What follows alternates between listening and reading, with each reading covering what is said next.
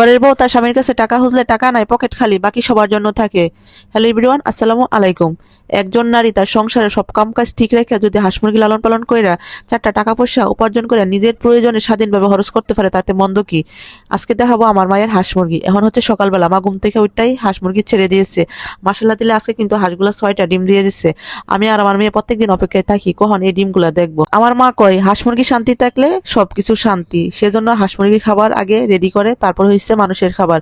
এখন হাঁসের খাবার রেডি করতেছে। এই যে এগুলা হচ্ছে ধানের কুড়া, তো ধানের কুড়া বাতের মার দিয়ে ভালো করে মাহায়া নিতেছে। ভালো করে মাহায়া তারপর বাদ দিবে। তো ভালো করে মাহায়া না নিলে কিন্তু হাঁসেও খায় না, হাঁসের মুখে রুচি আছে। তো এখন মা আবার এই যে বাদ দিয়া দিতেছে। রাতের বেলায় হাঁসের জন্য বাদ পানি দিয়া রাখে। এই যে এখন বাদ দিয়ে ভালো করে সুন্দর করে মাহায়া দিছে। এখন মজা মজা করে সবগুলা হাঁসই খাইবো, মজা না হইলে কিন্তু খাইতো না। আমি আবার আমার মারে কইতাছি যে মা তুমি খালি শুধু হাঁসের হাউন লিয়া পড়ে লইছো, দেখো না তোমার যে এই যে মুরগা ঢিয়া আন্দা সিলাইতেছে, আমার মাথাটা তো ধরা লাইতেছে। এই যে সি সি সি সি সি সি করতেছে, কি আর কমো, সকালবেলা ঘুম থেকে উঠে মাথাটা গরম করে লাইতেছে। মা কইতেছে যা যা মুরগাটিতে যে হাউন দেখ। তো আমি যাই সেটা এক পর চাইলে আইনা সেরে কিন্তু এই যে দেখেন এমনি সিটাই দিতেছি। তারা কিন্তু সুন্দর মতো হাই লইছে। কথা তারা যে হিংসা একটা আরেকটা সহ্য করতে পারে না।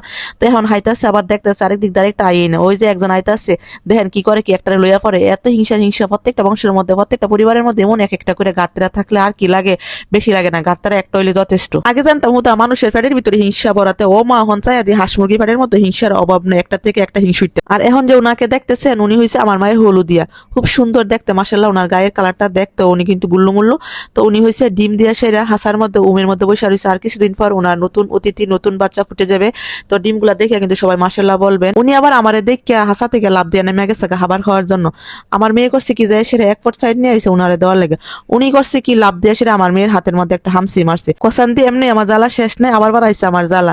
আমার মেয়ে দৌড়াই কইতেছে মা দেখো না আমার হাতের মধ্যে আছে না, এই মুরগিটা হামসি মারছে। আমি কইছি আচ্ছা ঠিক আছে, ভালো হয়ে যাবে, কিচ্ছু হইতো না। এই মুরগিটা হয়তো গুল্লুমুল্লু ডিম দিয়ে তোমারে, তুমি যে প্রত্যেকদিন সিদ্ধ করে বাজ্যা খাও। আমার মেয়ে কইতেছে আচ্ছা আচ্ছা তাইলে আমার ওষুধ এনে দিও। আমি কইছি আচ্ছা ঠিক আছে। মাশাআল্লাহ আমার মায়ের হলুদিয়া কিন্তু ভদ্র আছে, খাবার খায় আর উনি দেরি করছে না, এদিক সেদিক দৌড়াইছে না। উনার কিন্তু মাথায় আছে, ওনার যে উমের ডিম আছে, উনি সুন্দর মতো করে আয়াসের আবার ডিমের মধ্যে বসে পড়ছে। উনি হচ্ছে আমার মায়ের আরেকটা কুট্টুস। উনি কয়েকদিন হয়েছে বাচ্চা দিছে, নতুন মা, 4-5 দিন হয়েছে ওনার বাচ্চাগুলা ফুটছে। উনিও ভদ্র আছে, উনি ওনার বাচ্চাগুলোকে খুব দায়িত্ব সহকারে রাখে এবং দেখাশোনা করে।